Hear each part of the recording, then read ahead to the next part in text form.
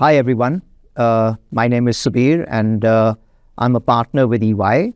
I cover the sector of clients that have financial services GCCs in India. I'm really excited today to have my guest here with me, Gaurav Ahluwalia, who is a leader in our people practice and actually has a long history as a HR head of a couple of very, very large banking GCCs in India as well.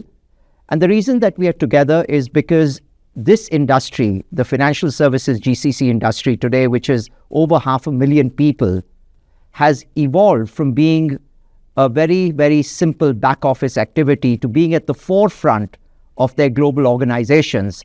And that has resulted in a substantial change in the way these companies look at talent, the way they look at leadership, the way they look at the overall ecosystem for their people and its development. And these are complex issues for companies to deal with. And so I'm really pleased to have Gaurav here with me to have a conversation around this topic. So with that, Gaurav, welcome to the conversation. And, as I just mentioned, this is becoming a very major challenge. GCCs have to evolve. They've got to build the right skills. They've got to build the right leadership. What do you think has resulted in them getting as far as they have today? Yeah. And therefore, what is going to be needed to go beyond where they are? Yeah. So firstly, thank you, Subir. Great to be here and great to have this conversation, and thanks for investing the time. Well, if you look at the FS GCC landscape, there is absolutely no question that today these organizations have moved far beyond being volume creators to value creators. There is absolutely no doubt. What's helping this shift happen are actually four very strategic priorities that global FS organizations are dealing with. So the first one is around digitalization and AI. Very important to drive regulatory reporting, very important to drive customer experience, both of which are core to any FS organization globally. And therefore, the GCCs in India are being asked to now create centers of excellence that actually help further this agenda through digitalization and AI. So that's one. Second is the complexity of regulatory reporting. And to be able to do that, COEs like financial crime, COEs around cyber, COEs around risk reporting are all being set up and run out of India. The third creator of this value is actually around end-to-end ownership now lying in India. Of all these complex COEs, you see most of the mature GCCs have nearly an end-to-end ownership in India. And that creates a substantial responsibility on India centers to actually look at this entire proposition from one end to the other. And the fourth one is, it all started with cost.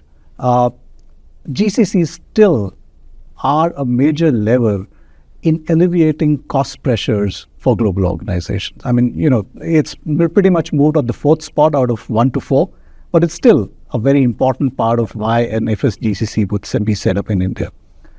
Now, what this really does, it creates ripple effects on talent strategy. And the talent strategy till the past few years, I would say till about the last 3 years perhaps, was about scaling headcount. Now, it's about scaling influence, because of the kind of imperatives that the global financial organizations are facing. Now, how do you scale influence?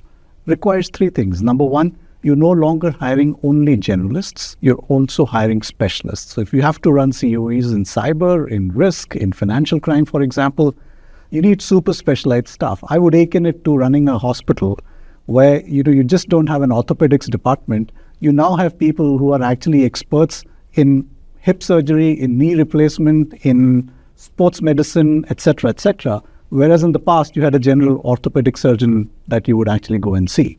So that's the super specialization from moving from a generalist to a specialist.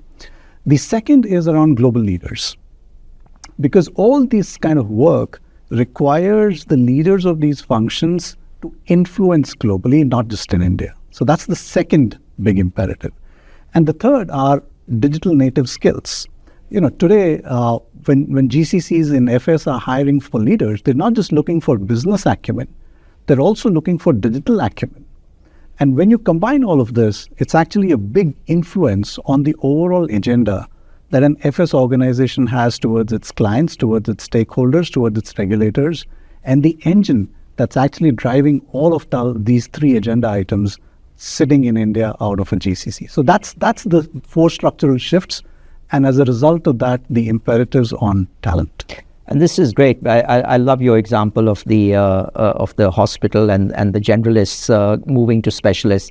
That is the need. But do you see these companies actually there at the moment? And if not, what do you see is needed to actually take it there? Yeah. So some of the mature ones I think are nearing there, Subir, but that's a very small percentage. I think three things are really required. Number one, there are a lot of domain experts, but they're not global leaders. Their ability to lead and influence globally is still very limited. Not for any other reason, but just the fact that this has been a very recent journey. And therefore, the ones that are winning this race are actually the ones who are investing a lot in leadership development, especially at the senior levels, especially building global leaders, especially having leaders to present their gravitas beyond the domain. So that's the one big area. The second big area is around AI adoption and AI education across the organization. So moving from experimentation to embedding AI. Yeah. And you see a lot of mature GCCs have taken yeoman steps in actually making sure that everybody across the board is AI literate. Even if they are not embedding AI or experimenting with AI, at least they can go beyond co-pilots. Yeah. And the third thing is the ability to influence global agendas through the successes that the GCCs have created in India. So if you had a great cyber COE set up in India, if you have a great fin crime COE set up in India, it actually gives a lot of boost and confidence to the headquarters to actually bring more of that kind of stuff, which may be in the areas of reg reporting, which may be in the areas of more financial, in-depth cyber-related stuff. And you see that happening. So the more mature ones have actually taken these three steps.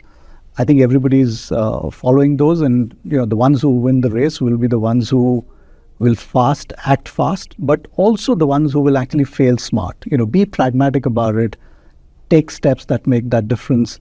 There will be failures, but fail smart and move fast. Yeah. I think that makes a lot of sense. Yeah. The fail fast, because that's some of the problems that financial institutions have always had, that they've kind of got committed to something, and then it takes a long time for them to extricate themselves. Whereas in today's world, that agility is becoming more and more relevant. Absolutely. Yeah. Absolutely.